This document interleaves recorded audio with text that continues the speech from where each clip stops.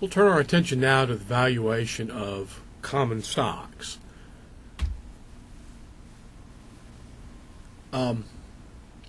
The common stocks, at least in theory, are not really significantly different in valuation method than other securities.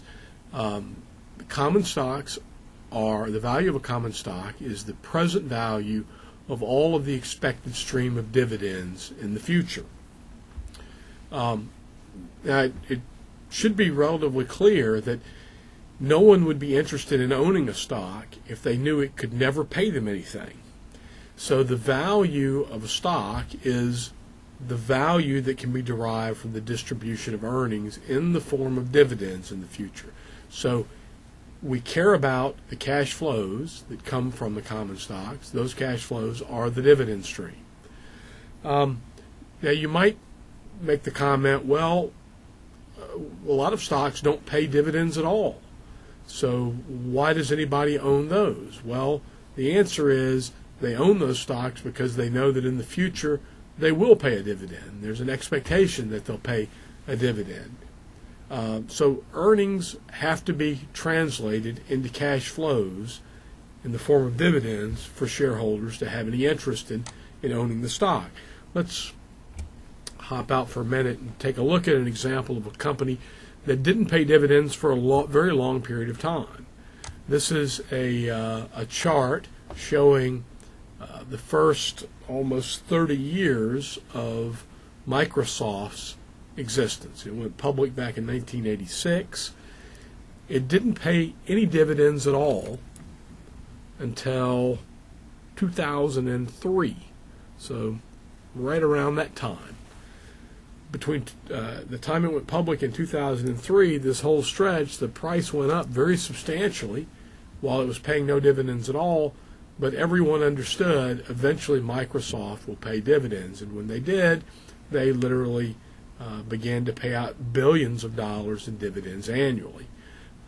So the stock had value all along, not because it was paying dividends then, but because in the future it would, and some estimates of what that dividend paying capacity would be were incorporated into the stock price all along.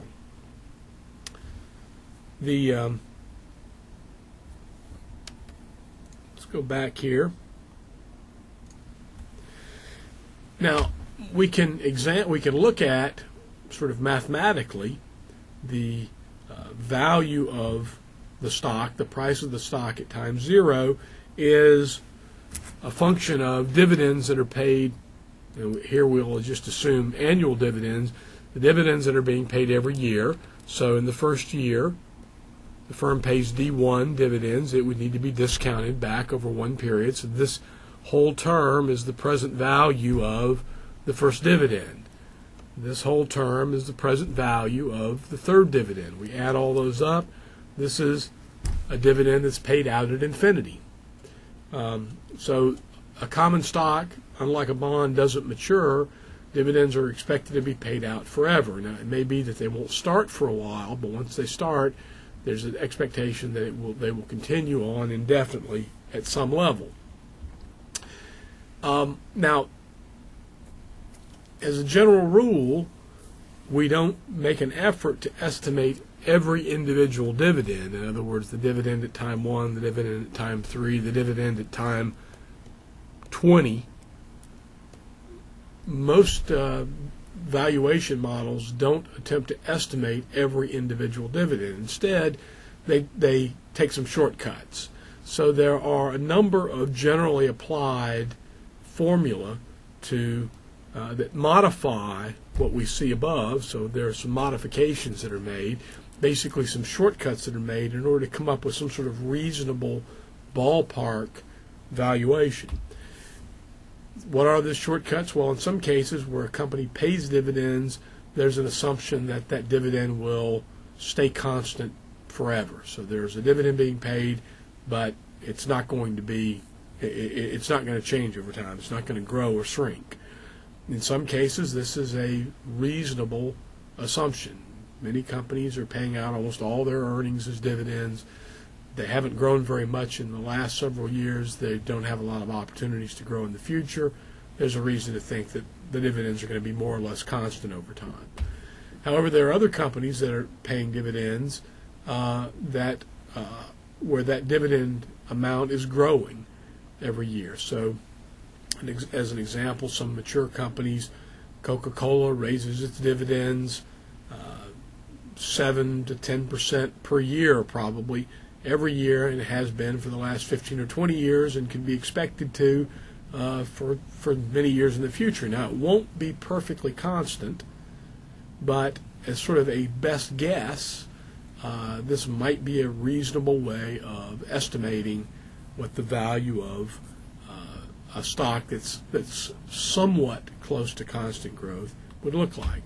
And then the third method, which is the most complicated, is to use some shortcuts where we have a variable growth in dividends. Typically, we assume that dividends are growing very fast for a firm for some short period of time, and over time they will move back to sort of a normal dividend growth rate, like a growth rate of dividends in the whole economy as a whole. So those are sort of the three typical models.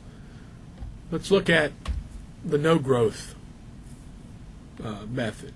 Well, if a company is paying dividends and the dividends aren't growing at all, those dividends effectively are a perpetuity.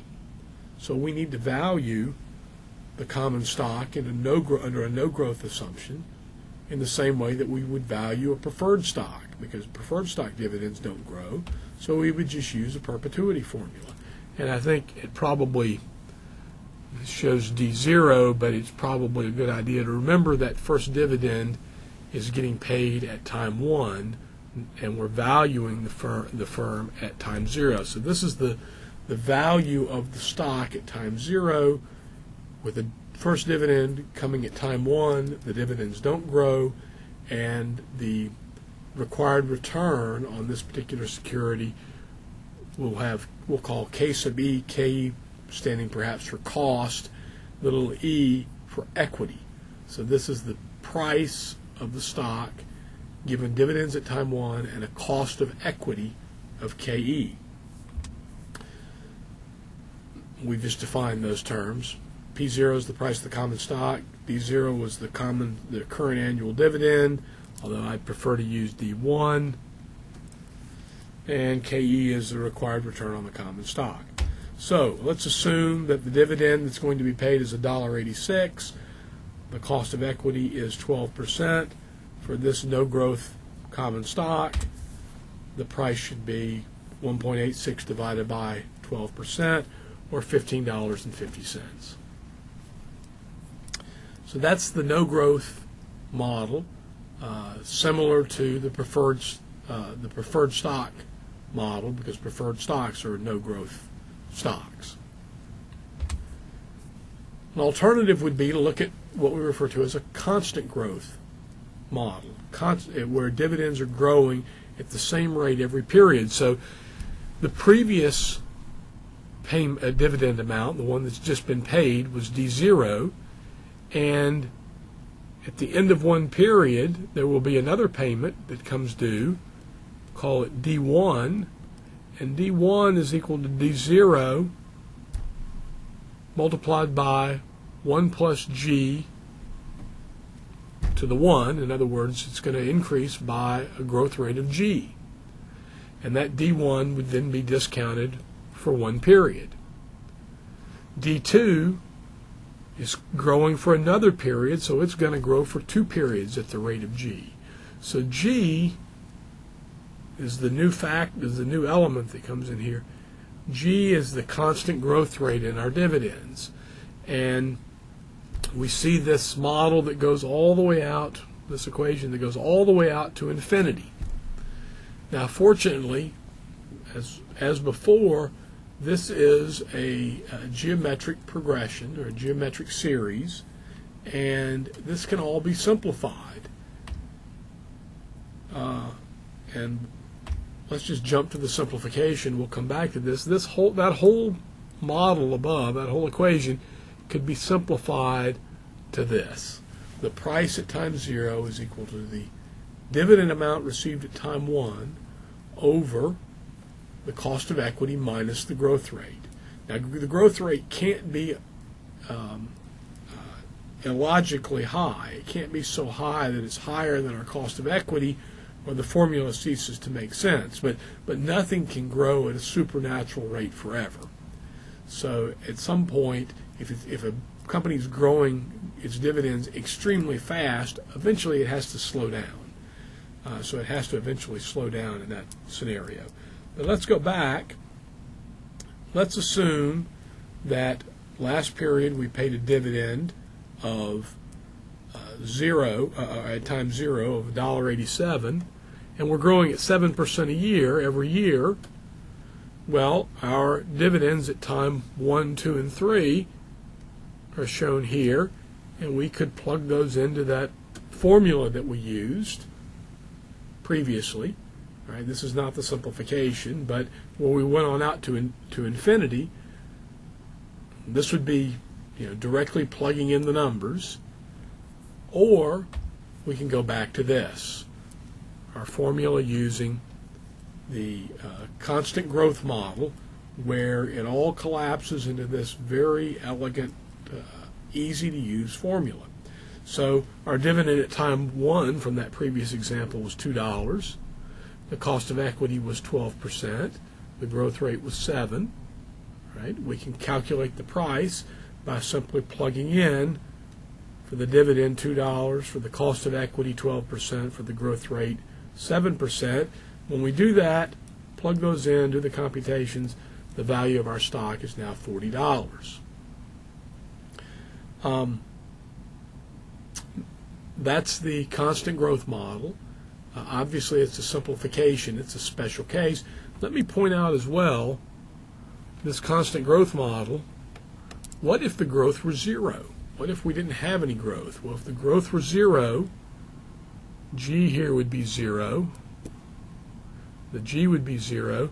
This whole last term would disappear, and lo and behold, we have the no growth model that we saw earlier, D1 divided by the cost of equity. So this constant growth model can be applied in the no growth scenario, because that's just the situation where G is equal to 0.